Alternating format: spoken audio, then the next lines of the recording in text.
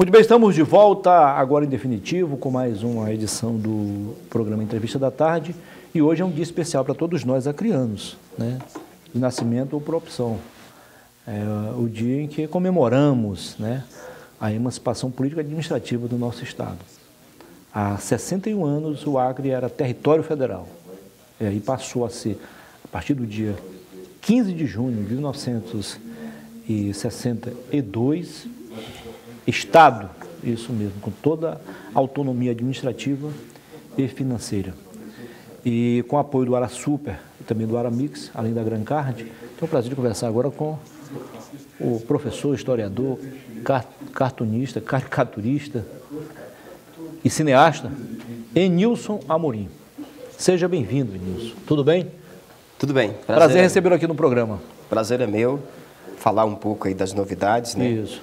E também ressaltando aí o que você falara sobre a emancipação política do Estado do Acre, falar que o momento em que o Estado do Acre é assinado através do presidente João Goulart, Tratado de Petrópolis, né?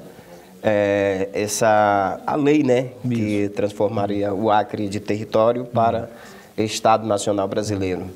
Foi um período de grande turbulência no Brasil, porque nós estávamos vivendo uma república parlamentarista, né, onde existia um primeiro-ministro, que era o Tancredo de Almeida Neves, né, que era o primeiro-ministro. E depois veio a ser presidente e não chegou a assumir. Exatamente.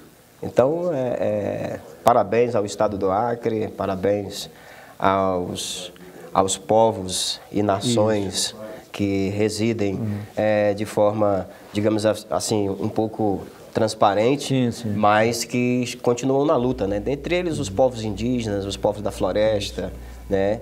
E a galera que lutou por essa emancipação política do Estado do Acre, estão todos de parabéns. E quem diria que, né, anos depois, o Brasil passaria a ter também primeiro-ministro, embora ainda seja um falso presidencialista, né? O Brasil vive agora, nós temos um primeiro-ministro, chama-se Dr. Alexandre de Moraes, é o primeiro-ministro. Ele manda, ele é o cara. É ou não é? E aí daquele que atravessar seu caminho. É complicado. Olha o que aconteceu com Daltan Dallagnol. E o que pode acontecer com Sérgio Moro. Já está escrito nas estrelas. Exatamente. Quem atravessar o caminho vai se dar mal, muito mal. Enilson, afinal, e o Tancredo viveu depois um momento importante na história política do Acre, aliás, do Brasil, porque ele acabou sendo eleito presidente da chamada Nova República, o primeiro, né? 1985. Embora tenha sido pelo colégio eleitoral. Ainda. Colégio eleitoral, os mais jovens não lembram, talvez só pelos livros de histórias, contados de forma meio esquisita, mas eram colégio eleitoral composto, então, por deputados e senadores, deputados federais e senadores. E foi assim que o Tancredo Neves foi eleito em 85, decretando ali o início da chamada Nova República, né? A reabertura já tinha acontecido, né, em 82, né? Mas ela se concretiza de fato em 85, né? Em 85, né? E aí, felizmente, o Tancredo não assume, né, devido à gravidade da doença e, consequentemente, a sua morte. E aí quem vem assumir é o seu vice, José Sarney, né, que governa aí o Brasil durante os 4 anos. Mas, definitivamente, o primeiro presidente eleito, né, pós o golpe ou a Revolução aí, de 64, é o Fernando Collor de Mello. Né? Inclusive, teve questões... Eleito pelo voto direto, secreto e universal. E, inclusive, teve questões de vários concursos que muita gente errou, né? Foi. Quando se referiu ao primeiro presidente eleito pelo povo após a abertura, novamente, da Revolução de 64 ou o golpe de 64. O golpe de 64. Ainda sobre a história do Brasil, por alguns anos, o Brasil viveu, assim, não elegia o governador, aliás, o presidente de forma direta, e sim pelo colégio eleitoral, mas elegia os governadores. E às vezes elegia o governador, mas não elegia os senadores. Nós tivemos a figura dos senadores biônicos, indicados. E aí depois passou um bom período elegendo o governador de forma direta, mas não elegia os prefeitos, eles eram nomeados. Lembra? Isso. Então essa abertura só veio acontecer na íntegra, acho que na eleição de 88, quando Calume foi eleito aqui, prefeito. Que o Flaviano ele foi eleito 2 vezes, mas a primeira foi indicado, em 86, né? Isso. Aí sim, em 2000, ele foi eleito pelo voto direto. Pelo voto Coisas direto. do Brasil. Coisas do Brasil. Aliás, o Brasil tem características que nem outro país tem. Primeiro que ele está de intrusa na América do Sul, né? É o único país que fala a língua portuguesa na América. Os outros todos são espanhóis, né? Dominados pelos espanhóis. Foram colonizados. E outra coisa, o Brasil é o único país no mundo cuja capital não tem um time, nem na primeira, nem na segunda, nem na terceira divisão. Aliás, na terceira talvez tenha. 1 ou 2. Mas na primeira e na segunda não tem. Só o Brasil. É meio esquisito, né? Meio esquisito. Só o Brasil tem estado que a capital não é a maior cidade, Santa Catarina. Florianópolis não é a maior cidade. Coisas do Brasil, né? Coisas do Brasil. É. Mas, enfim, vamos falar um pouco de cinema, né? O cinema... Eu sei que você já estava de saco cheio com esse assunto, né? Mas você é historiador, Nilson. Não, eu gosto muito de história, né? A história do Brasil é algo maravilhoso. Fascinante, né? Fascinante e, consequentemente, a história do Acre também. A história do Acre. O Acre, ele passa por diversos momentos em que a elite brasileira manda e desmanda, né? Você vê que a gente passou um grande tempo sem ter o direito de eleger um governador, né? Sem ter o direito de eleger o prefeito. Exatamente. E aí... E às vezes sem eleger também senador. Isso. E quando a gente consegue essa emancipação política, quando é eleito o primeiro governador do estado do Acre, eleito pelo voto direto, que era o José Augusto de Araújo, isso, 62. Ele conseguiu ficar só 2 anos, né? Depois da emancipação política. Aliás, menos política. Um pouquinho, né? Menos disso. Menos de 2 anos, né? E aí depois retomaram novamente essa coisa da nomeação direta e retornamos de forma assim, bem direta nos anos que seguiram os anos 80, né? Propriamente dito. Mas, enfim, hoje nós vivemos um novo momento, né? Um momento onde nós temos o direito de eleger os nossos parlamentares, os nossos representantes. E isso foi motivo de grandes lutas e grandes conquistas, dentre elas o movimento autonomista, né? Que muitas pessoas que... Aliás, graças ao movimento autonomista, acabou dando forças para o Zé Augusto, lá no Vale do Juruá, naquela eleição. Né? Quando o Guilmar Santos fez tudo pelo Acre, inclusive, foi o grande responsável por transformar o Acre em Estado, né? Projeto de lei, defendido por ele, e ele perdeu a eleição. Exatamente. Perdeu a eleição. Mas é isso. Hoje eu vim aqui, além de estar aqui lembrando um pouco da história... Você me deu o segundo corte consecutivo já. Além de estarmos aqui lembrando essa coisa da história do Acre, né, que é algo brilhante, a história do Brasil, para estar falando um pouco sobre esse momento que o Acre está vivendo com relação ao movimento do cinema no estado do Acre. Né? Movimento cultural aí, Revolução Cultural. Revolução Cultural com a Lei Paulo Gustavo, né, que vai trazer aí muitos subsídios e recursos para a produção e para estar fomentando o audiovisual no estado do Acre. Nesse momento, nós iremos realizar, a Associação Acreana de Cinema estará realizando o 3º Festicine Mulher. Nós tivemos o 1º festival de cinema específico para as mulheres no ano de 2019. A ideia nasceu em 2019, mas o 1º Festicine Mulher foi realizado em 2020. Né? E aí, em 2021, nós fizemos o 2º, a Associação Acreana de Cinema realizou o 2º Festicine Mulher, e agora nós estamos se preparando, abrimos as inscrições aqui a partir do dia 5 do mês de abril, né? De junho, aliás, a partir do dia 5 de junho, e as inscrições vão até o dia 18 deste mês, onde nas redes sociais do Facebook e do Instagram da instituição está disponível os links para as mulheres cineastas que queiram estar participando e escrevendo seus trabalhos no 3º Festicine Mulher.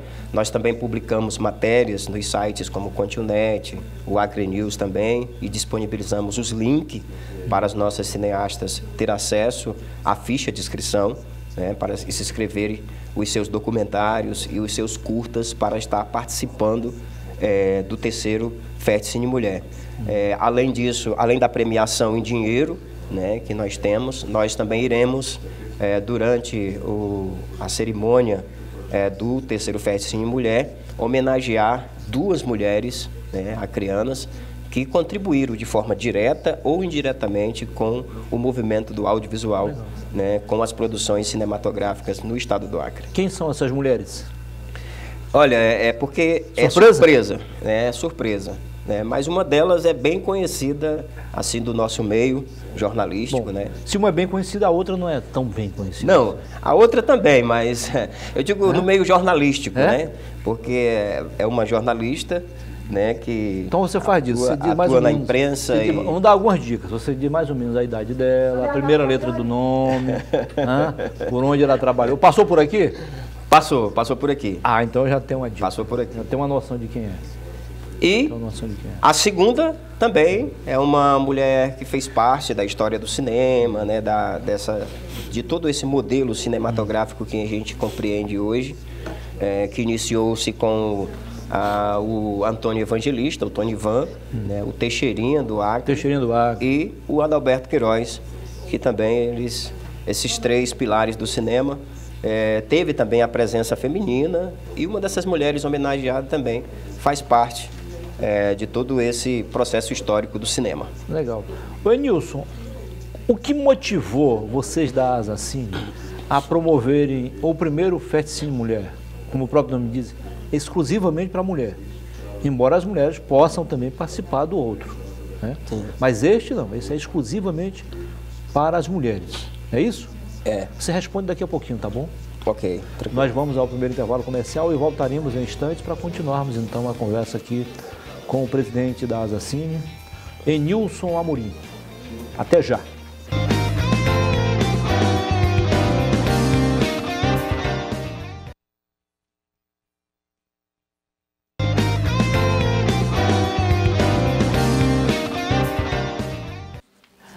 Voltamos com a segunda parte do nosso programa de hoje, entrevista da tarde especial, hoje que comemoramos 61 anos de emancipação política e administrativa do estado do Acre, isso mesmo. Sempre com o apoio do AraSuper, do Aramix, do Instituto Médio Prev Rio Branco e também da Grancard.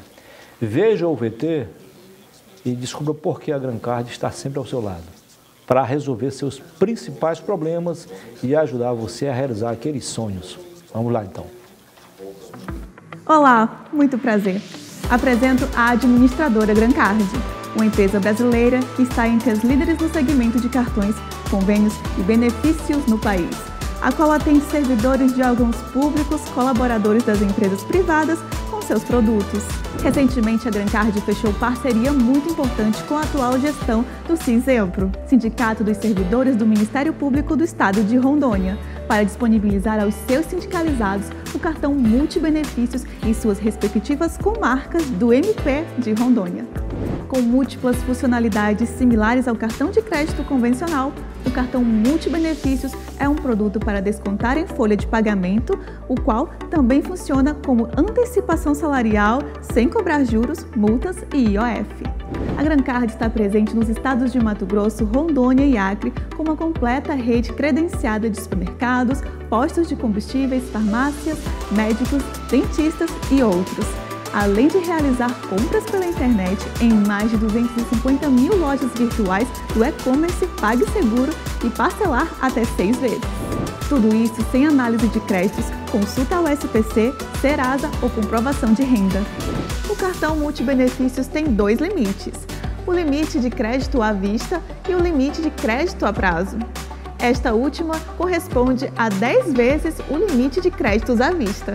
Exemplo, se o limite de crédito à vista disponível é de R$ 500, automaticamente o limite de crédito a prazo será de R$ 5.000 para compras parceladas. É importante lembrar que o parcelamento é definido pelos lojistas. A plataforma do cartão multibenefícios permite ao usuário consultar em tempo real seus extratos e toda a rede credenciada através do aplicativo Grancard Usuário, site da administradora e pelo 0800. Sinzempro e Grancard, juntos para levar o melhor aos sindicalizados. Muito bem, você viu aí então o VT bem explicativo, né? A importância da Grancard na sua vida. Já temos Grancard em 3 estados, Mato Grosso, Rondônia e Acre, não é isso? Temos aqui na Prefeitura de Rio Branco, de Cruzeiro do Sul. Você que é cliente também do Grupo Gazinho já tem essa vantagem. Você que é servidor da Prefeitura de Rio Branco também. É importante, nos momentos mais difíceis, na hora de realizar seus sonhos, vá para a Grancard, ok? Se você perdeu o programa no início, eu estou aqui a conversar desde o primeiro bloco com o Enilson Amorim. Hoje um programa especial em homenagem aos 61 anos do Acre. 61 anos do Acre Estado, isso mesmo. Enilson Amorim, mais uma pitadinha de história antes de respondermos a outra pergunta, a próxima pergunta. Nós tivemos aí nesse período vários governadores, né? E antes disso, só para o telespectador ter uma noção mais exata do que foi o Acre, né? Antes do Acre Estado, nós tínhamos o Território Federal do Acre, que foi criado lá em 1903, com o fim da Revolução Acreana e a assinatura do Tratado de Petrópolis, lá no interior do Rio de Janeiro, por isso que tem o nome, Tratado de Petrópolis, isso. E antes disso, o Acre teve outra fase, a República Independente de Galvez. Alguns historiadores colocam o Galvez lá nas nuvens, como sendo um grande estadista. Para mim era um pilantra. Aliás, aquele monumento na Assembleia, ali retrata bem isso. É um picareta com uma picareta na mão. É isso que ele queria. Ainda bem que a farra dele durou por pouco tempo, né? Vieram aí, colocaram ele no devido lugar, não foi? Fala um pouco sobre isso aí. Eu sei que você pensa diferente, e tem todo direito, né? Bem, ele tinha seus interesses, né? Ele tinha seus interesses pessoais. Agora, ele não deixa também de ser uma pessoa que tinha um conhecimento bastante aguçado, sim, como se organizava a estrutura do Estado, né? Você vê que ele elabora, inclusive, uma Constituição. Isso. Não é? Ele era um cara muito inteligente, né? Como diz o outro, né? Todos os espertalhões, eles não são pessoas assim também sem conhecimentos. Sem conhecimentos. Sim, claro. Ele era um cara inteligente e muito articulado também, porque era um jornalista, não é? Escrevia muito bem. E, enfim, eu acho que todos os personagens, ou todas as personagens que compõem esse universo da história da Revolução Acreana, Galvez, Plácido de Castro, enfim, eles são muito importantes para a compreensão do Estado hoje. Né? O entendimento da política no Estado do Acre, a começar com os 20 anos liderados pela Frente Popular, isso, por mais que a gente na época trabalhava num jornal que era de oposição, né? E temos essa compreensão de que esses governantes que governaram aqui, que eram da Frente Popular, eles agiam de forma também arbitrária, inclusive contra a imprensa. Eu sou testemunho disso porque eu recebi cerca de 12 processos quando eu trabalhava no jornal Rio Branco como caricaturista. Você também foi muito perseguido e tudo. Eu recebi hoje 12 vezes 10. 12 vezes 10, né? O Evandro também, enfim, toda aquela galera daquela época. Hoje nós temos um momento político, digamos assim, mais democrata, onde os governantes têm esse entendimento e conseguem conviver com mais delicadeza com a crítica e com o diferente, né? Enfim, o Acre ele passa por esse ciclo, né? Tanto no entendimento de alguém tentando dominar o Estado como Galvez, não é? Até chegar alguém dizendo, olha, aqui é uma democracia, não é? As pessoas têm direito a questionar o meu governo, até ter esse entendimento, todo um processo de evolução política e de entendimento de que a gente tem que ser flexível com relação às críticas. Né? Isso. Só completando o comentário do Enilson, gente, nós tivemos 4 governos seguidos, praticamente com a mesma tendência ideológica. Praticamente, porque havia também um pouquinho de diferença. Nós tivemos, no início dos anos 70, Jorge Calúmio, até 72, sei lá, 73, 74, quando assumiu, então, Dantinho. Não, de 68 a 72. A Dantinho assumiu, ficou até 74, 75 veio Geraldo Mesquita, que apesar de ser do mesmo partido, tinha outra visão, outro modelo de gestão. E aí o Mesquita foi sucedido por, que morreu lá do outro lado, no acidente, Joaquim Macedo. E o Joaquim Macedo ficou até 82, quando apareceu então Nabor Júnior e ganhou a eleição. Aí depois do Augusto, ele foi o primeiro eleito, né? Nabor Júnior. Aí ficou Nabor Júnior, depois ele saiu para ser senador, ficou Yolanda. A Yolanda foi sucedida pelo Flaviano, que aí depois saiu para disputar o Senado e deixou no seu lugar Edson Cadacho. Então, quatro mandatos seguidos da antiga Arena, depois passou do PDS, hoje é o PP, do governador Gladson Cameli, depois 8 anos do MDB, né, somando aí Nabor, Yolanda, Flaviano e Cadacho, e aí tivemos 8 anos de PDS, né, começando por Edmundo Pinto, mataram o Edmundo, o Romildo assumiu, depois Orley Cameli, tio do governador Gladson Cameli, e aí sim, nós tivemos 20 anos de Frente Popular. De Frente Popular. Que foi rompido, então, em 2018, com a eleição do atual governador Gladson Cameli, do PP. Isso, que é Essa um democrata, um pouco, né? Da história recente do Acre. Que é um democrata, né? Democrata. Um homem que governa o Estado, sem olhar para o retrovisor, sem perseguir. todas as críticas, né? Todas as divergências, e é isso. Eu acho que a democracia no Estado hoje é mais consolidado ainda. Sim. Agora, nenhum governante é perfeito, né? Sim, sim. Nenhum governante é perfeito. Perfeito só Deus. Né? E para os judeus ele não é perfeito. Então. Que eles não acreditam. Os judeus não acreditam. Enilson, agora respondendo a pergunta, você esquecendo, eu também. Qual foi a motivação que vocês tiveram para, em 2020, criar então esse prêmio exclusivamente para as mulheres? O Ferticine Mulher. O festival, esse festival, a gente, no nosso olhar que a gente via, a Zacine, ela já tem, a Associação Acreana de Cinema, ela já tem uma tradição de promover festivais, né? É evidente que os festivais podia entrar qualquer pessoa, né? Qualquer pessoa sem divergência de gênero, né? Porque a arte, ela é aberta ao todo, né? A arte, ela não tem patrão, ela não tem direcionamento nenhum, ela é livre. A arte, uma das características principais dela é a liberdade. Mas aí eu e o Adalberto, conversando na casa dele, eu digo, Adalberto, nós deveríamos criar um festival específico para as mulheres, porque no estado do Acre a gente não vê, né? A gente não tem ainda. E aí a gente começou a amadurecer a ideia em 2019, né? E aí, beleza, Nilson, vamos tentar fazer esse festival para contemplar as produtoras do estado do Acre, né? As mulheres que trabalham com cinema.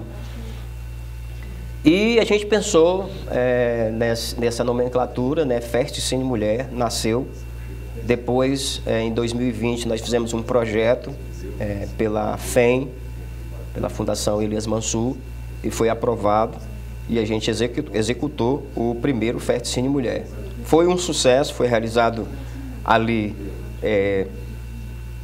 no Memorial dos Autonomistas, e foi um sucesso. O objetivo primordial é fomentar todas as produções cinematográficas produzidas por mulheres. Foi alcançado o objetivo? Isso. Oi? Foi alcançado o objetivo? Sempre alcançamos, em cada Ferticine Mulher, a gente alcança os nossos objetivos, que é preparar ainda mais essas mulheres através da promoção de cursos, de oficinas e palestras, né, cujas temáticas são voltadas ao cinema. Então, oficinas de produção de roteiro, oficinas de edição de imagens, oficinas de animação, né? Então, todos os Ferticine Mulher, a gente trabalha com os projetos voltados também para a formação. Este ano, o terceiro Ferticine Mulher, os cursos de formação e oficinas serão oferecidos já nos municípios. Nós teremos oficinas em Capixaba e em Senador Guiomar, porque o objetivo também é descobrir novos talentos dessas mulheres nos municípios de Rio Branco.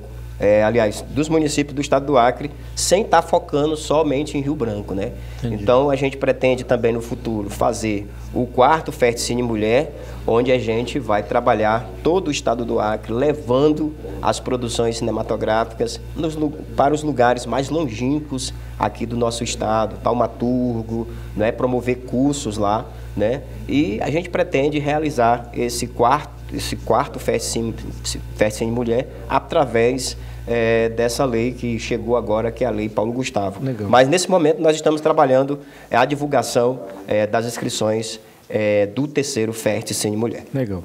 Só abrindo um parênteses aqui para apresentar um informe, a participação da deputada federal Socorro Nery só no programa de amanhã, sexta-feira, porque nesse momento ela está em outra reunião, em outra comissão, que não é da educação, onde ela atua como vice-presidente. Então, amanhã a gente apresenta aqui as notícias diretamente de Brasília, ok? Com a deputada federal Socorro Nery, que é também a presidente da Executiva Municipal do PP, Partido Progressista, ok? Nilson, afinal, qual o balanço que você faz destas 2 primeiras edições, 2020 e 2021, e ao mesmo tempo, o que você espera do próximo Ferticine Mulher? Bom, no primeiro Ferticine Mulher nós tivemos poucas inscrições. Já no segundo... Era um período meio conturbado ali, né? Isso, era o problema da pandemia. Exatamente, no período de pandemia, né, e tudo. Todo mundo com medo, né? Isso. E aí, no segundo Ferticine Mulher, já houve um número de inscrição bem mais elevado. Nós tivemos 50 mulheres inscritas para filtrar 15 curtas-metragens para ser exibido. E aí a nossa comissão teve muito trabalho, né? Porque teve muito trabalho bom e para avaliar esse material. Agora, no 3º Ferticine Mulher, nós também pretendemos alcançar esse número ainda maior de inscrições. E haverá o mesmo critério? Será o mesmo critério, né? Analisar as questões das imagens, analisar as temáticas abordadas, né? Porque as temáticas abordadas a gente colocou que pode ser livre, mas, porém, aquelas que tiver com temáticas voltado às questões femininas, né? Como violência contra a mulher, né? E outras temáticas voltadas à questão da mulher mesmo, propriamente dita, a gente vai dar uma maior ênfase, uma maior valorização. Não é? E a questão de áudio, né? Como é que está o áudio dessas imagens também. São critérios técnicos que os avaliadores terão que avaliar dentro do segmento que a gente colocou da planilha de avaliação desse material. Elas podem gravar com o próprio celular? Pode. Hoje em dia a gente tem vários mecanismos. O problema do celular é que quando você vai aproximar a imagem, dá um zoom, né, os pixels eles se espalham e aí a imagem perde a qualidade. Dependendo do celular, né? Porque se for um iPhone última geração, esse da Samsung... exatamente. Também, mas aí nós estamos falando assim, né, que das produções de produtoras e de produtores que também não tem muito recurso de material. Então a gente também tem que flexionar, né, com relação a isso. Mas a preferência, sim, do material com câmeras, né? Mas nós não estamos dizendo que o material feito pelo um celular não pode ser também bem avaliado, desde que a temática seja uma temática também bastante interessante para despertar aí a comunidade de uma forma geral. Você é artista há mais de 20 anos, né? Mas de Assassini você tem quanto tempo já? É o segundo mandato, né? Agora eu estou saindo. Sim, o segundo mandato como presidente. Como presidente. Mas você já fazia parte. Presidente. Você já fazia parte antes de ser presidente. Eu trabalhava, na verdade, antes de conhecer o Adalberto, eu já tinha produzido 2 curta-metragens de animação. Sim. Eu não tinha ligação com a Assassini. Eu sabia que a Assassini existia, que existia um movimento, né? Mas você já fazia parte da APA. Eu trabalhava com artes visuais. Associação dos Artistas com artes visuais. Mas como eu amo animação desde pequeno, então eu já comecei a produzir. O primeiro filme que eu produzi foi junto com uma escritora chamada Kellen Glace, que ela havia escrito um livro chamado A Egípcia, a Mosquita da Floresta, e ela queria fazer uma adaptação desse livro para um desenho animado, e aí foi quando a gente fez uma adaptação desse livro, que eu havia ilustrado também esse livro dela, e a gente fez essa animação, né? E aí foi lançado lá no Sesc do Centro, inclusive o pessoal da Asacine estava lá, eles chegaram a assistir, o Adalberto também, e tudo. Foi quando o Adalberto pegou a animação e me chamou para mim vir para a Asacine, foi quando eu tive essa aproximação com ele. No início da tua carreira, Enilson, em quem tu se inspirava mais? Olha, eu sempre fui fã dos grandes cartunistas do Brasil, né? O Chico Caruso, sim, o Paulo Caruso, as minhas caricaturas sempre foi inspirado neles, né? Na parte dos quadrinhos, do desenho animado, eu sempre gostei muito do Ziraldo e do Maurício de Souza. É claro, evidente que a gente, quando começa a trabalhar com quadrinhos, com desenhos, na infância, a gente tem a figura do Stan Lee, como o cara que criou o Homem-Aranha, né? Joy Shuster e Jerry Suja, que foram os dois desenhos que criaram o Superman, né? Então a gente tinha também esses grandes artistas internacionais como fonte de inspiração, mas assim, tem os artistas nacionais, que a gente se inspira neles, e também tem os artistas locais. Um dos artistas locais que eu tenho uma admiração, um carinho muito grande, é pelo grande Hélio Melo, uma figura ímpar. Podemos dizer que você foi discípulo de Hélio Melo? Posso. Vez por outra você recebia ele aqui na redação, final de tarde? Trabalhamos muito juntos. Ele não te atrapalhava, não, ali no finalzinho da tarde, tu fazendo ali as charges? O seu Hélio... aquelas histórias dele que não terminavam nunca, né? O seu Hélio, ele gostava de vir no Jornal Rio Branco. Contava umas piadas ali. Isso, para divulgar os trabalhos dele. Isso. Você foi um dos jornalistas que fez muita matéria de exposições do seu Hélio Melo, né, e tudo. E também tinha o Hélio Guimarães Gardoni, que foi aquele quadrinista que fez o livro A Revolução Acreana, né? É o seguinte, em quadrinhos. Tu lembra que ele vinha aqui para a redação e trazia todo dia uma página para ser publicado no jornal. Tinha aquele outro que eu me falho a memória agora, o nome dele, que era fotojornalista também antigo. Américo de Melo, meu amigo, parceiro. Mas o sobrenome era coincidência, não tem nada a ver. Coincidência. O Américo de Melo já foi o fotógrafo top do estado do Acre. Ele fotografou a história do Acre. Desde 60, o Acre está desde território. Isso, ele é proprietário dessas fotos aí que o estado do Acre se apoderou dela. Mas, assim, o Américo de Melo também foi um parceiro. Eu tenho as pessoas dizem, Enilson, os teus amigos sempre são pessoas mais, digamos assim, mais maduras do que tu, né? Eu sempre procurei a amizade com pessoas mais experientes do que eu, porque as pessoas experientes sempre ensinam muito pra gente, né? Sim. E eu tive também grandes oportunidades de ter muitos amigos que me cercaram, que me ensinaram muitas coisas, dentre eles você mesmo, né? Com seus textos maravilhosos. O Evandro Cordeiro, vocês escreviam, não sei se ainda escrevem, né? Mas vocês escreviam muito sobre política, né? E era de forma assim brilhante. E eu aprendi muito, inclusive as minhas charges, as minhas ilustrações, foram, a maioria delas que foram polêmicas e que se transformaram aí em questões bastante amplas na questão da política, foi inspirado nos textos do Evandro, do Muniz. Mas depois a gente acabou se inspirando nas tuas artes também, ou seja, era uma via de mão dupla. Né? Era uma via de mão dupla, né? Porque o desenho é uma escrita, né? Sim. E eu já fiz muitos editoriais, eu escrevi para o jornal, baseado nas tuas artes. Eu digo, não, vou fazer um texto aqui para casar com essa arte aqui. Casar com essa arte. Então, Muniz, enfim, a vida nos proporciona isso, né? As boas amizades. As tardes não são mais as mesmas, né? Isso, não são mais. Iguais àquelas. Porque hoje o jornalismo... Tá meio esquisito, né? Você olha assim, não tem mais ninguém na redação. É todo mundo nas suas casas, só mandando material. Mandando material. Há muitos postam de lá mesmo, né? A minha coluna, por exemplo, eu atualizo da minha casa. Não tem mais aquela convivência. Isso. O jornalismo, ele... Perdeu um pouco a essência, né? assim, um charme, o jornalismo, né? Ele vai sendo alterado, né? Eu estou lá no curso de jornalismo lá e a gente discute muito isso. Ele vai sendo alterado na medida em que os recursos tecnológicos vão sendo desenvolvidos, vão sendo aprimorados, vão sendo lapidados, né? O jornalismo naquela época da máquina datilográfica, que você saía, né? O jornalista saía para colher notícia e passava a manhã inteira e passava do horário do almoço e chegava na redação à tarde e tinha que escrever aquele material. Do dia, né? O diagramador era uma diagramação bem manual, né? A impressão ainda muito manual.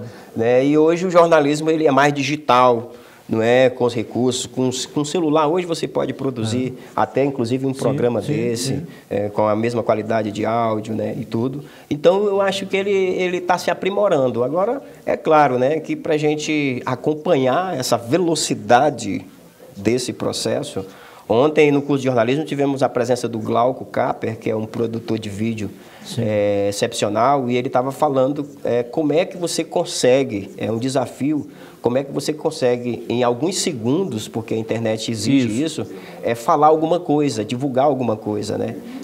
Porque hoje o objetivo da comunicação é iconizar tudo, resumir tudo, suprimir tudo, né? Para que a comunicação seja mais sucinta, mais rápida e mais veloz. Essa é uma tendência de diminuir. Inclusive, a justiça americana, por exemplo, já é modelo para muitos países, inclusive o Brasil também vai entrar nessa.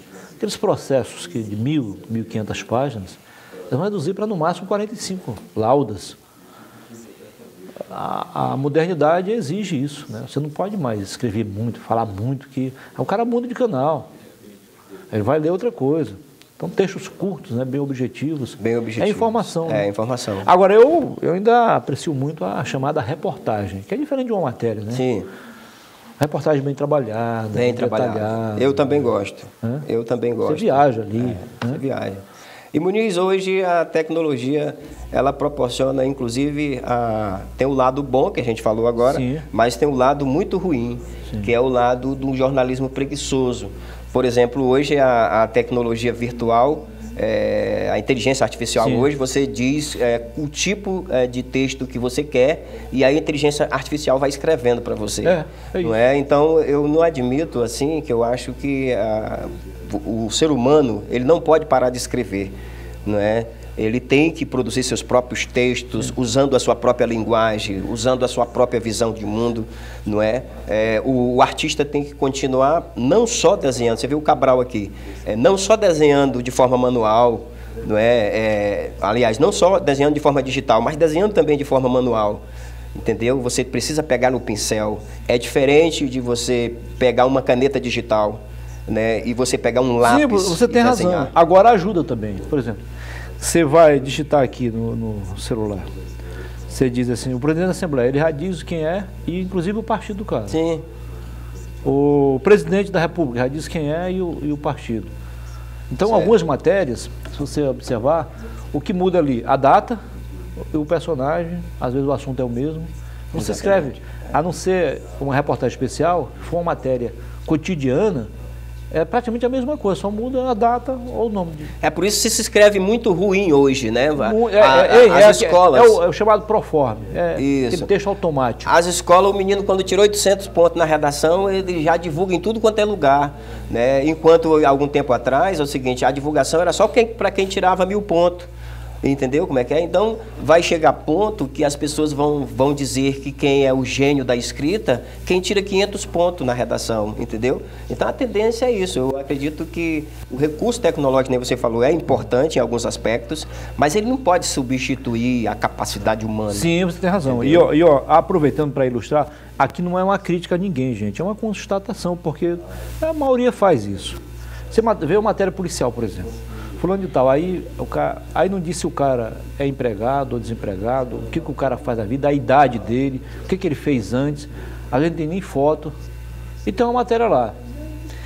Então, boa parte dessas matérias, se a gente voltasse no túnel do tempo, 20 anos, o editor não publicaria por absoluta falta das informações mínimas ali.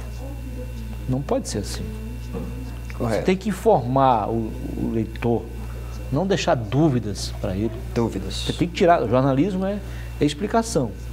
É tirar dúvidas. Isso. Não é a interrogação. é explicação. Exatamente. O São jornalista detalhes. cultural que escrever e dizer sobre surrealismo, ele vai ter que explicar o que é surrealismo com a sua escrita. Ele vai ter que só falar o que é impressionismo, dadaísmo, surrealismo ou tantos ismos que ele vai escrever. Ele vai ter que explicar, né? Porque a matéria jornalística, ela tem que trazer um conhecimento para o leitor, entendeu? Agora, quando não precisa, sempre fala. E todo mundo diz assim, quando ele fala assim, o cara é acusado de, sei lá, um crime comum.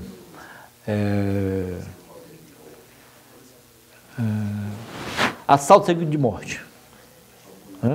Aí todo mundo já sabe o que é, né? Latrocínio. Latrocínio, cara. Assalto seguido de morte. Se o cara não souber o que é latrocínio, que é um assalto seguido de morte, então ele nem vale a pena eu estar ouvindo. Então, algumas coisas que nem precisa explicar, que é o óbvio, eles explicam. Não é bem assim, né? Exatamente. Não é uma crítica, gente, é apenas uma constatação, né? Não vamos citar nome de ninguém. Exatamente. Mas é que no passado você tem razão. As matérias eram muito mais trabalhadas. Eu estou falando de matéria, nem de reportagem, não. Falando de matéria corriqueira. Eram mais cheias de detalhes. Detalhes. Né? Porque o leitor precisa disso. Exatamente. De detalhes. Né? É isso. Enilson, estamos chegando ao final da nossa entrevista. Eu quero te agradecer mais uma vez. E ao mesmo tempo parabenizá-lo pelo trabalho realizado. Tá bom? Torcer para que você continue a fazer sucesso, principalmente agora, nesse novo evento, o Fest Cine Mulher, terceira edição. Terceira edição. Vai ser o segundo foi melhor que o primeiro e o terceiro vai ser melhor que os outros dois anteriores. Com certeza. Eu quero aqui agradecer a toda a tua equipe, né, que nos recebeu de forma bastante calorosa. Agradecer você pessoalmente pelo convite de estar aqui divulgando esse terceiro Fest Cine Mulher. Trata-se de um projeto financiado pela Fundação Elias Mansur, através dos projetos e de editais que a instituição publica todos os anos, né? E esperamos novos projetos aí através da Lei Paulo Gustavo. Muito bem. Aí, ó, sua lembrancinha para ficar lá na presidência da Azacinha.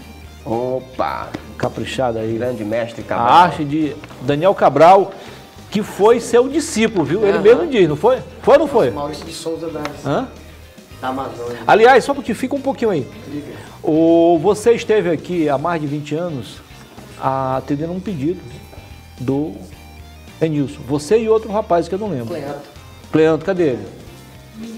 Em outra... Não seguiu o caminho? Não. Só eu fui doido. Um abraço. Obrigado aí, tá? Valeu.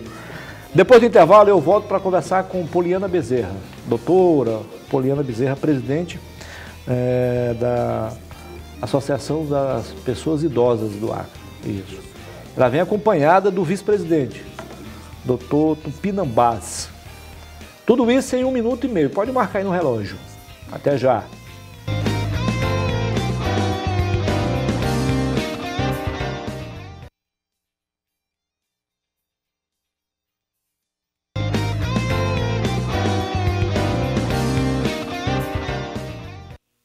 Estamos de volta com a terceira e última parte do programa Entrevista da Tarde, neste feriado estadual, em que comemoramos 61 anos do Acre Estado.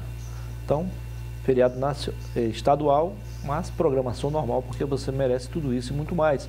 Sempre com o apoio do Arasuper, do Aramix, também do óleo natural de avestruz e do Teseus 30. Veja porque é importante você baixar o aplicativo do Arasuper, porque nem todo mundo tem tempo para ir ao mercado no horário comercial. Gente como a doutora Poliana, como o doutor Tupi, não tem tempo às vezes, né? É importante então você fazer suas compras de onde você estiver e receber aonde você também quiser. Veja o BT. Pra quem não tem tempo não, Arasuper tá na mão. Pra clicar, pedir, chegar, pra comprar com proteção, Arasuper tá na mão. Um novo jeito de comprar e as ofertas aproveitar. Pelo app ou pelo site, leve o mais com promoção. Arasuper tá na mão. O Arasuper agora tá na mão com o Arasuper E-Commerce. Baixe o app ou acesse o site arasuper.com.br e experimente. Arasuper sempre ao seu lado e agora na palma da sua mão. O Arasuper está na palma da sua mão, então você não pode abrir mão do Arasuper, porque o Arasuper não abre mão de você, ok? Bom, como eu falei agora há pouco, gente, Eu tenho o prazer de conversar agora com a doutora Poliana Bezerra. Ela é professora da Universidade Federal do Acre e presidente do Conselho Estadual dos Direitos da Pessoa Idosa. É isso? Isso, seja bem-vinda, doutora. Prazer recebê-la aqui no programa. Tudo bem? Todo meu, satisfação sempre. Converso também com o doutor Tupinambás Lima, ou simplesmente Tupi. Como eu sempre falo, ele é um precursor, referência do mercado imobiliário do Acre e é vice-presidente do Conselho também. Seja bem-vindo. Está um pouco distante, mas dá para cumprimentar. Dá para cumprimentar. Vamos transmitir essa energia positiva, né, doutor? Isso. É a voz da esperança e da experiência. É isso? Dizem, né? Doutora, afinal de contas, nós estamos no mês Junho Violeta. Aos poucos, o pessoal coloriu o calendário todo, né? Verdade. De janeiro a dezembro, É verdade. né? São muitas pautas importantes, né, Muniz? E tem algumas cores que se misturam, né? Uhum. Acho que o amarelo tem 2 vezes. Eu acho que o violeta também. De fato, o violeta aparece em outras pautas também. Isso. Nós temos o maio amarelo e eu acho que o setembro também. Setembro amarelo. É um mês de valorização da vida, né?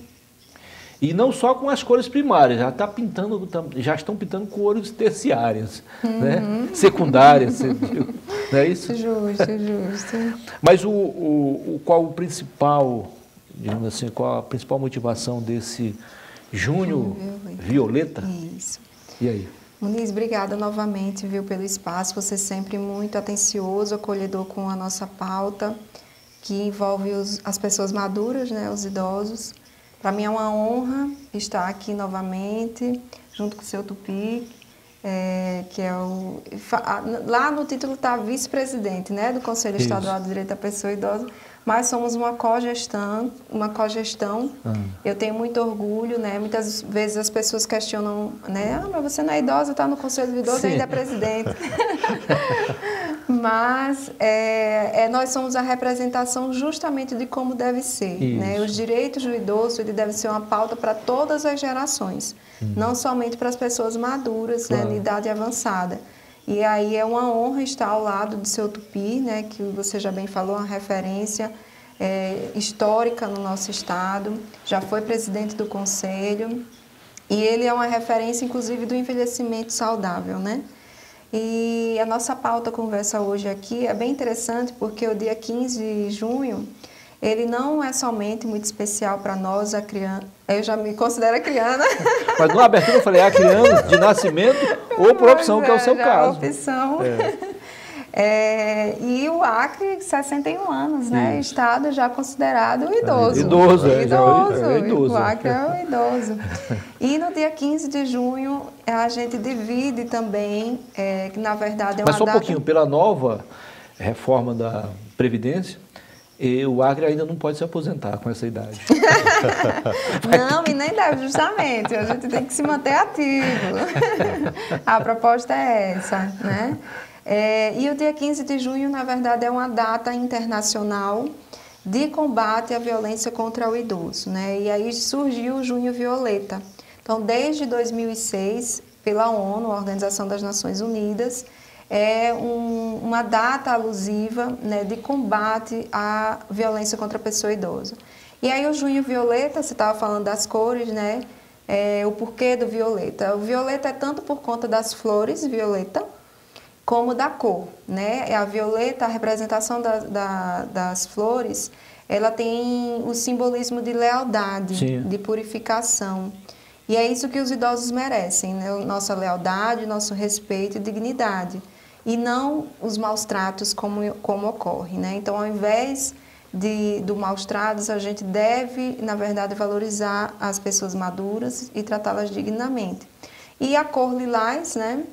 Ela também representa pureza, transmutação, transformação, espiritualidade, né? Que tem tudo a ver, né? Quando a gente chega nessa fase de vida. Então, nós temos inclusive uma lei municipal, desde 2020, que institui o Junho Violeta como pauta para a rede pública de Rio Branco, como uma campanha mesmo de conscientização da violência. Então, além de ser um movimento internacional, nós temos também isso regimental, né, como lei municipal. Isso. E aí a gente está cumprindo aqui o nosso papel, que é trazer para a pauta. Infelizmente, realmente se faz necessário a gente falar sobre a questão de violência contra o idoso. Lá pelo Conselho Estadual do Direito da Pessoa Idosa, a gente tem recebido uma média de 3 a 4 denúncias lá no Conselho. Pelo Disque 100... Isso por hora ou por dia? Perdão, por mês. Por mês?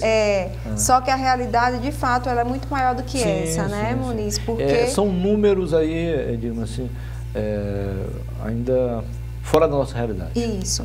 Pelo Disque 100, os dados nacionais que é divulgado, né, pela Secretaria Nacional do Direito da Pessoa Idosa, até o último mês desse ano, já tivemos aqui no Acre mais de 100 denúncias pelo Disque 100.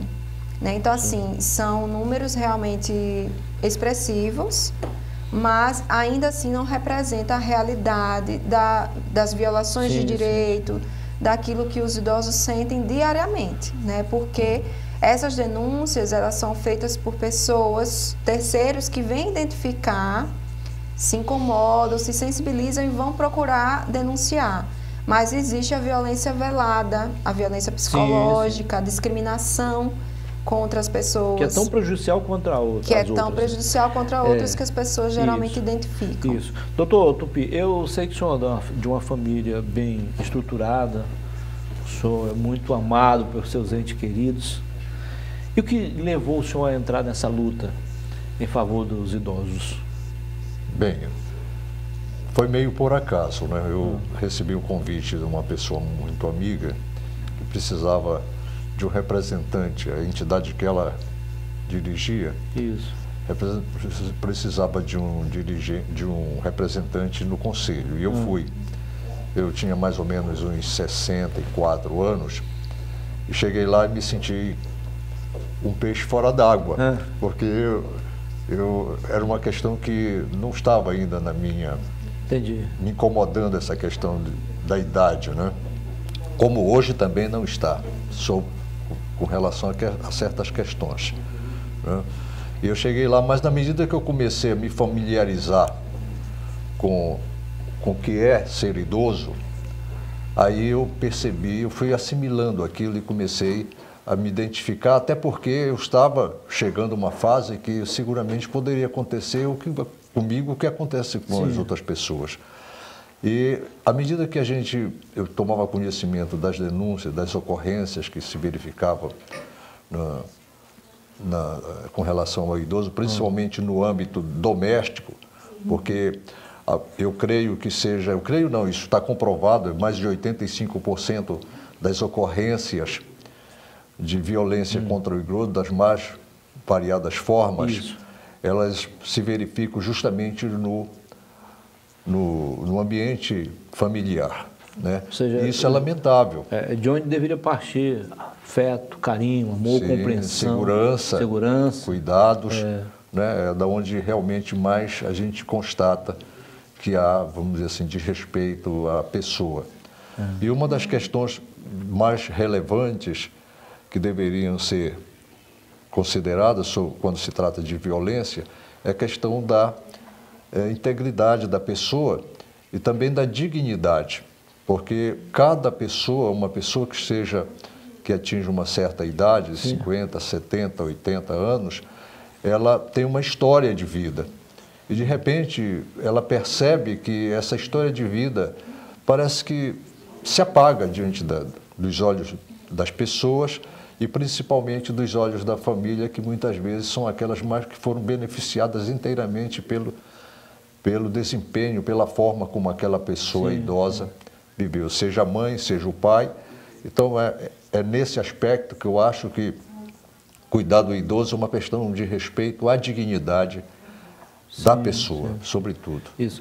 Doutora, há mais ou menos uns 2 anos, talvez mais um pouquinho, uns 3, nós divulgamos aqui alguns números de uma pesquisa que a senhora fez, que ali me chamaram muita atenção, os números. E ali a gente percebe claramente que boa parte das pessoas que hoje praticam, as pessoas que praticam violência contra o idoso, contra um ente querido, talvez façam aquilo por achar que é normal, não por um instinto mau, cruel, perverso. Ou seja, de qualquer forma, não deixa de ser uma preocupação, né? Tem alguma coisa errada aí nessa história, né? Sim, perfeitamente, Muniz. Sua colocação, ela é muito pertinente, né? E ela cai, inclusive, na questão da modalidade da violência psicológica, que muitas vezes não é intencional, né? A pessoa o praticante acredita que não está fazendo nada demais, né? Que é xingar, que é faltar com respeito, né? Diminuindo o valor da pessoa meramente por conta de ter uma idade mais avançada. Não considerar, né, a autoridade sobre si do idoso. Então, essa fala do seu Tupi, eu aprendo sempre muito ouvindo ele, não só ele, como as pessoas bem vividas, ela é muito necessária, porque o idoso, e aí isso cai justamente na questão do preconceito etário, né, que muitas vezes está arraigado nas culturas, né, em estereótipos negativos em relação à idade avançada. Então, isso, geralmente, a discriminação, a violência psicológica, ela ocorre justamente por conta desse afastamento entre gerações e de estereótipos e culturas que ligam a fase do envelhecimento com limitação física, com doença, com declínio cognitivo, demência. E, na verdade, isso são processos patológicos, são doenças que se desenvolvem, né, por diversos fatores ao longo da vida e etc. Mas isso não representa o envelhecimento. Isso pode estar mais comumente presente, mas isso não significa o envelhecimento. O envelhecimento é uma fase natural, fisiológica de vida, que existe necessidade de adaptações para as questões de saúde. Eu sei que é muito difícil, você lidar com pessoas idosas. Eu sei, eu senti isso na pele. Minha avó morou comigo 3 anos.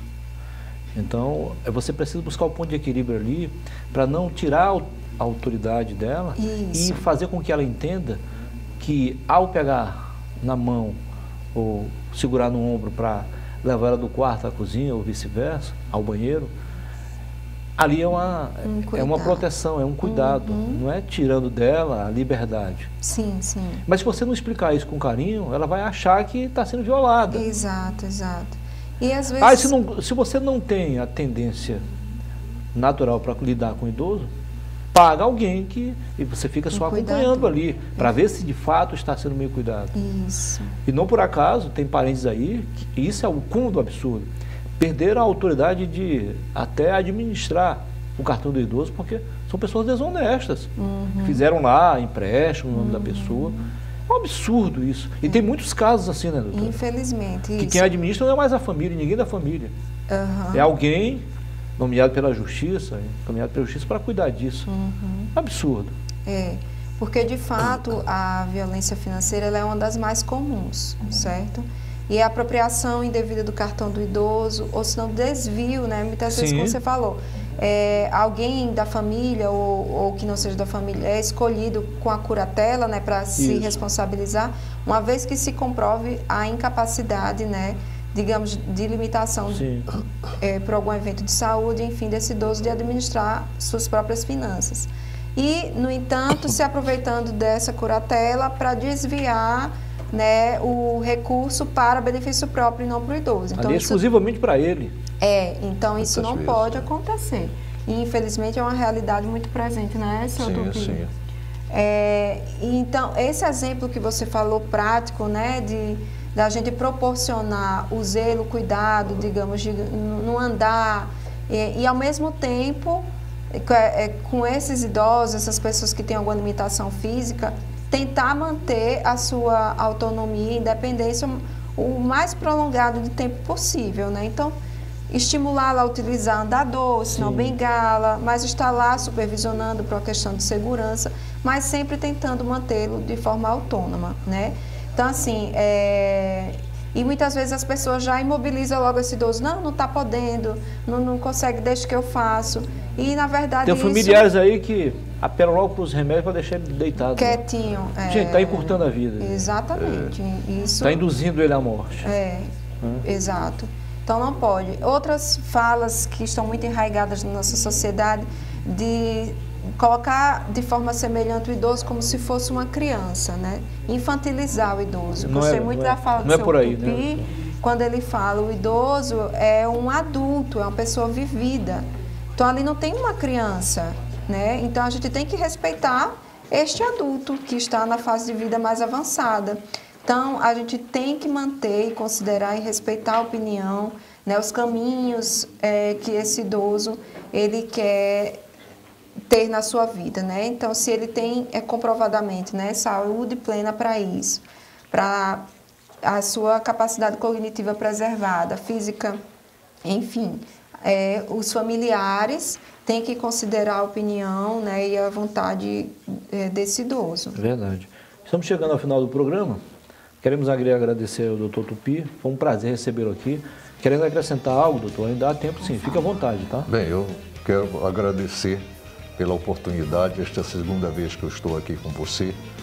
E em ambas as vezes você foi muito simpático. Muito obrigado. E eu desejo que você continue tendo esse sucesso, essa aceitação que está tendo hoje com o seu programa. Que o senhor continue firme e forte nessa luta em defesa dos idosos. Tá bom? Estou fazendo isso. Sem abrir mão, sem abrir um milímetro, né?